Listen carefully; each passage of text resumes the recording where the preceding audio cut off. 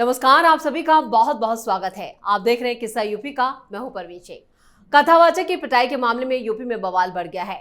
इटावा में जबरदस्त हंगामा हुआ। सपा के नाम पर जमकर गुंडागर्दी हो रही है।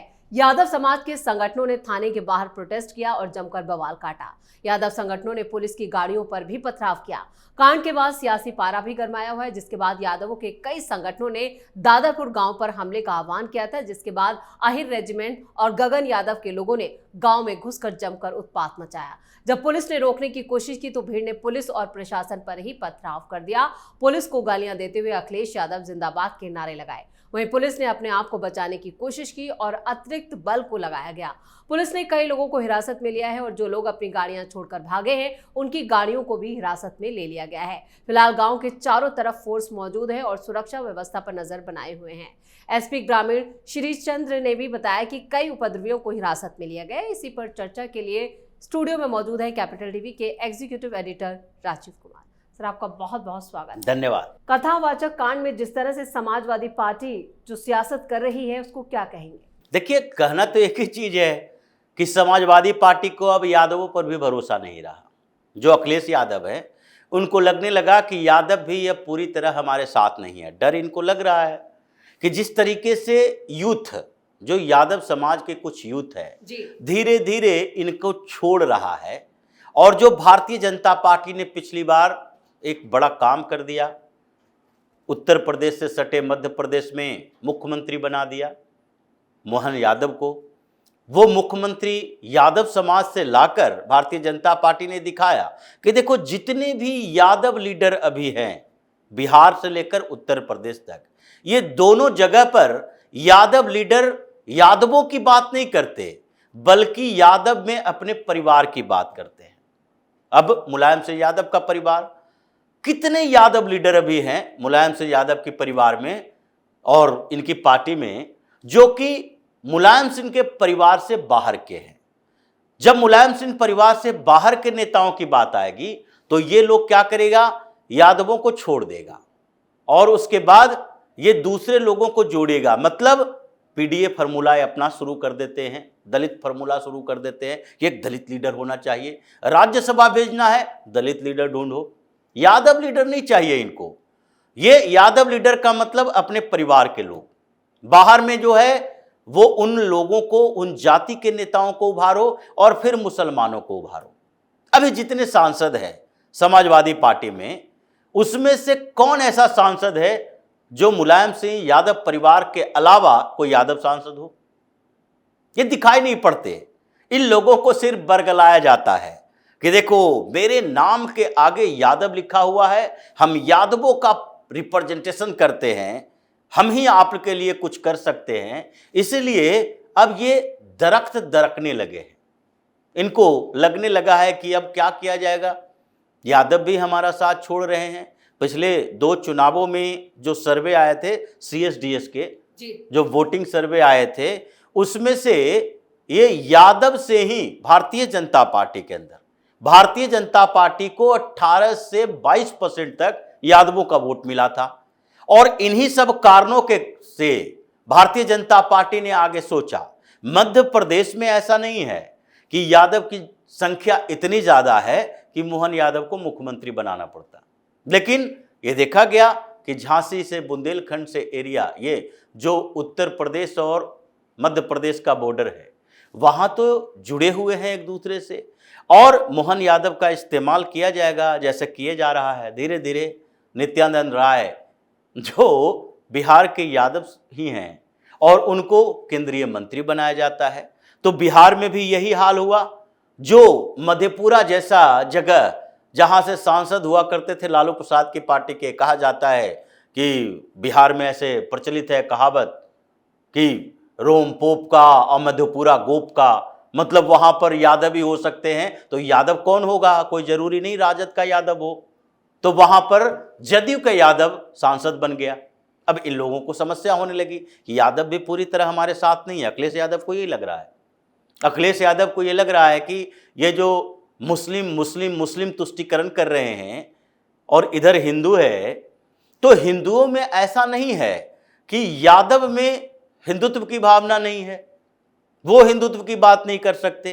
तो जो अभी के युवा है वो समझने लगा है, यादव समाज का भी, कि देखो अखिलेश यादव हम लोगों को बेवकूफ बनाता रहा।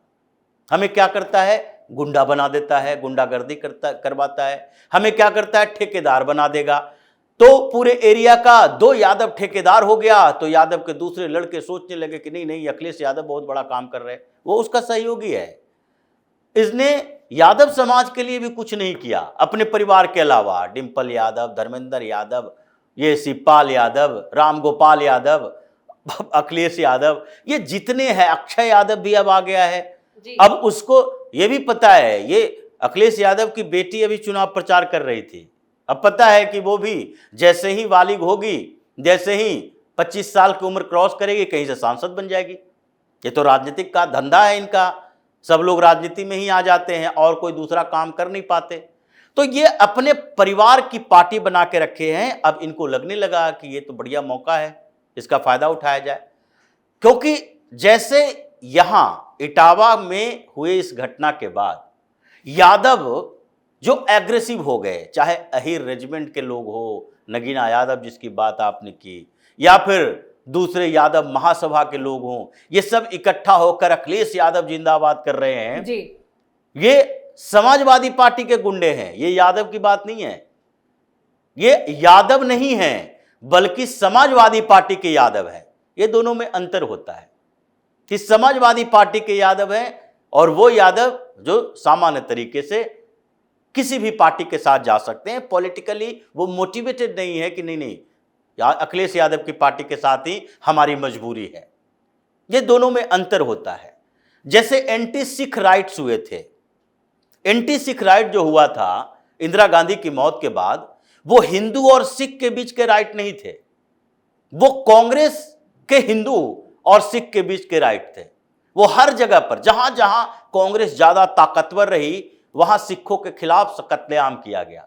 दिल्ली के अंदर इनकी ताकत, तो हर जगह घूम घूम कर मारो। जहां जहां रहा वो हर जगह पर हिंदू सिखों से भिड़े हुए नहीं थे। ये इंदिरा गांधी की हत्या हुई और उसके बाद कांग्रेस ने ये हिंदू और सिख के नाम पर ये दंगे करवाए जो कांग्रेस के हिंदू थे। अभी ये जो समाजवादी पार्टी के यादव जो अभी इटावा में हंगामा कर रहे हैं, वो समाजवादी पार्टी के यादव हैं। तो समाजवादी पार्टी के यादव हैं, गुंडागर्दी करोगे तो योगी तो यही काम करेंगे जो कि दूसरे लोगों के साथ करते हैं। दंगाई तो दंगाई होता है, और दंगाई चाहे मुसलमान हो, यादव हो, कुर्मी हो, कोयरी हो या ब्राह्मण हो। यह संवैधानिक मुद्दा था, कानूनी मुद्दा था। 2 लोगों के ऊपर आरोप लगे, उन लोगों की पिटाई हुई। यह सोचने वाली बात है कि क्या केवल जाति के आधार पर लोगों की पिटाई हुई? उत्तर प्रदेश में ये साध्वी रितंबरा, उमा भारती जैसे ये कौन हैं, किस जाति से आते हैं? ओबीसी से नहीं आते। सब लोग ओबीसी के इतने कथावाचक, ओबीसी के इतने संत महात्मा, किसी के साथ कोई गलत काम नहीं होता। इन्हीं दोनों को टारगेट किया गया और उस जगह पर टारगेट किया गया जहां ब्राह्मणों का वर्चस्व तक नहीं है। अगर ये कहा जाता कि जहां पर 60% 70% ब्राह्मण है, ये गांव की बात नहीं होती है। गांव से बाहर जाओगे तो क्या होगा? ये गांव ब्राह्मणों का हो सकता है, एरिया क्या इटावा ब्राह्मणों का वर्चस्व वाला है? नहीं, यादव बहुल है पूरा इटावा। वो पूरा वहां से लेके यादव लैंड है ये, और वहां सिर्फ इस आधार पर कि यादव कथावाचक है इसलिए उसके साथ दुर्व्यवहार किया गया, ऐसा नहीं हुआ। उसके खिलाफ आरोप लगे थे, उसके खिलाफ छेड़खानी के आरोप लगे, उसकी शिकायत हुई, उसने अपने गलत फर्जी आधार कार्ड बनवाए, कथावाचन के समय में उसने गलतियां की। वो छिप छिपाकर गलत करोगे तो फिर उसकी सजा मिलेगी। और उसकी सजा देने वाले जो लोग थे, उसने कानून को तोड़ा। वो पुलिस में शिकायत करने के बदले खुद ही जस्टिस बनने लगे, तो उसके खिलाफ भी कार्रवाई हुई। 4 लोग गिरफ्तार किए गए। जब पुलिस कार्रवाई कर रही है तो तुम कानून को हाथ में लेने वाले कौन होते हो?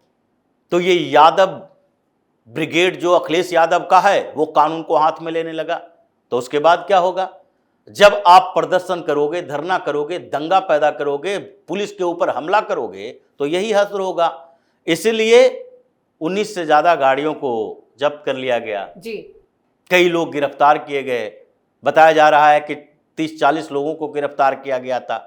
जो भाग गए वो भाग गए, और जो भाग गए वो छूटेंगे नहीं, क्योंकि योगी का काम करने का तरीका तो यही है, एक बार दंगा किए तो फिर तुम अगले 10 सालों तक सोचते रहो, तुम्हारे खिलाफ केस खत्म नहीं होगा।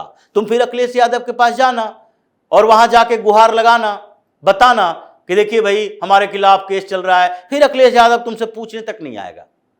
वो तो सिर्फ सियासी रोटी सेक रहा है। तो इसलिए ये जो अभी दंगा फसाद हुआ है उसमें अखिलेश यादव की पूरी भूमिका है, समाजवादी पार्टी की भूमिका है। समाजवादी पार्टी के कई नेता नपने वाले हैं, और अभी जो अखिलेश यादव ने ये जातीय दंगा उन्माद पैदा किया है, एक क्राइम के आधार पर, एक क्राइम है कि 2 लोगों के साथ दुर्व्यवहार किया गया। उस क्राइम का जवाब है पुलिस गिरफ्तार कर रही है, और दूसरी तरफ उसके खिलाफ जो आरोप लगे हैं वो भी पुलिस में लगे हैं। अब वहां के उस गांव के लोगों ने या उत्तर प्रदेश के ब्राह्मणों ने, ब्राह्मण महासभा, ये महासभा, इन लोगों ने तो उत्पात मचाना शुरू नहीं कर दिया, या फिर दूसरे जातीय आधार पर उत्पात मचाना शुरू नहीं कर दिया। उस गांव के भी लोग बता रहे हैं कि जाति की कोई बात ही नहीं थी, फर्जी आईडी की बात थी, छेड़खानी की बात थी, गलत ये कर रहा था, और दोनों गलत कर रहा था। तो गलत करेगा तो सब लोग इसी तरीके की सजा देने के आदी हो गए हैं। तो इसलिए ये जो अखिलेश यादव ने करवाया है, जिस तरीके से यादवों को बिल्कुल खुली छूट दे दी है कि जाओ दंगा करो, फसाद करो, कानून तुम्हारे लिए नहीं है, योगी सरकार, यही अखिलेश यादव कुछ समय पहले तक यादव को तो छोड़ दीजिए, ब्राह्मण ठाकुर करवा रहे थे। योगी आदित्यनाथ जब से आए हैं ब्राह्मणों पर अत्याचार हो रहा है उत्तर प्रदेश में। विकास दुबे को मार दिया गया क्योंकि वो ब्राह्मण था, और योगी आदित्यनाथ ठाकुर हैं उत्तराखंड के, तो इसलिए उनके खिलाफ ये कहा जा रहा था कि अब तो ठाकुरों का वर्चस्व है, ब्राह्मणों के खिलाफ काम किया जा रहा है।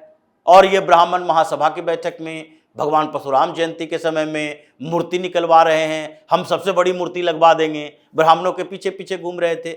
और अब क्या हुआ, इनको लगा ब्राह्मण भी हमारे साथ नहीं, ठाकुर भी हमारे साथ नहीं, और यादव में से भी कुछ खिसक रहा है, तो इस मौके का फायदा उठाओ, इतना जातीय उन्माद पैदा करो कि जातियों में खंड खंड बढ़ जाए, मुस्लिम हमारे साथ, यादव पूरा हमारे साथ, ओबीसी कुछ और हमारे साथ, तो फिर हम चुनाव जीतने की मेरी संभावना बढ़ जाएगी। यही आधार रहा है जिसके खिलाफ अब योगी सरकार एक्टिव है।